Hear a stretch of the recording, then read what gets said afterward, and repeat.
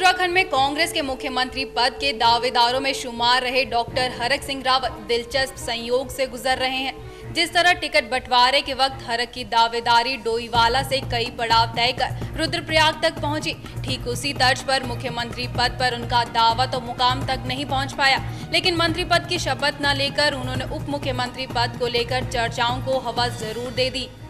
राज्य की पहली निर्वाचित एनडीए सरकार में कैबिनेट मंत्री और दूसरी विधानसभा में नेता प्रतिपक्ष की जिम्मेदारी निभा चुके डॉक्टर हरक सिंह रावत को इस बार मुख्यमंत्री पद के दावेदारों में माना जा रहा था। हालांकि बाजी लगी टिहरी के सांसद विजय बहुगुणा के हाथ। टिकट वितरण के वक्त भी डॉक्टर हरक सिंह रावत को कुछ इसी तरह के हालातों से गुजरना पड़ा था।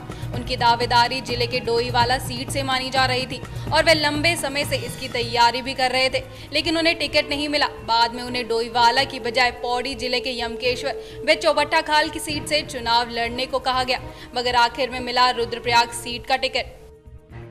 ठीक इसी तर्ज पर रावत को मुख्यमंत्री पद का दावेदार माना जा रहा था, लेकिन जब शपथ समारोह हुआ तो उन्होंने मंत्री पद की भी शपथ नहीं ली। हालांकि रावत पिछले दिनों अपने कई चर्चित बयानों में मंत्री बनने से साफ इनकार कर चुके हैं, लेकिन जब वे पार्टी के अंदरूनी गतिरोध के बावजूद शपथ ग्रहण समारोह में पहुंचे तो ऐसा लगा कि वे भी शपथ लेंगे, लेकिन ऐसा हुआ नहीं।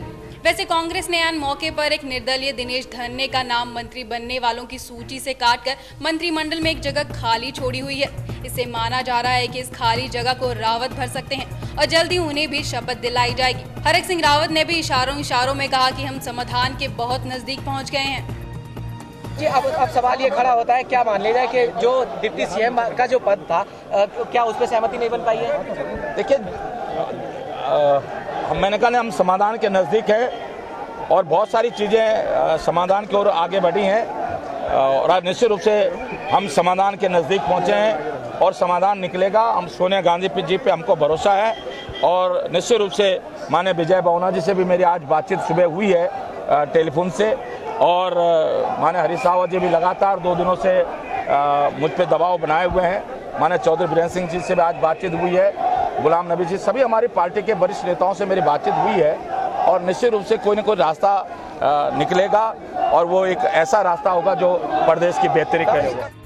अगर रावत के हालिया बयानों को आधार माना जाए तो इस संभावना से भी इनकार नहीं किया जा सकता कि आलाकमान उन्हें उप मुख्यमंत्री बनाने को हरी झंडी दे दे।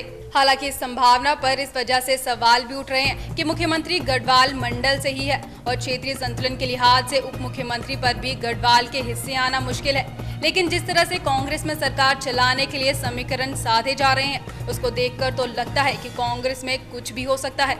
आखिरकार आलाकमान का फैसला आखिरी फैसला जो होता है।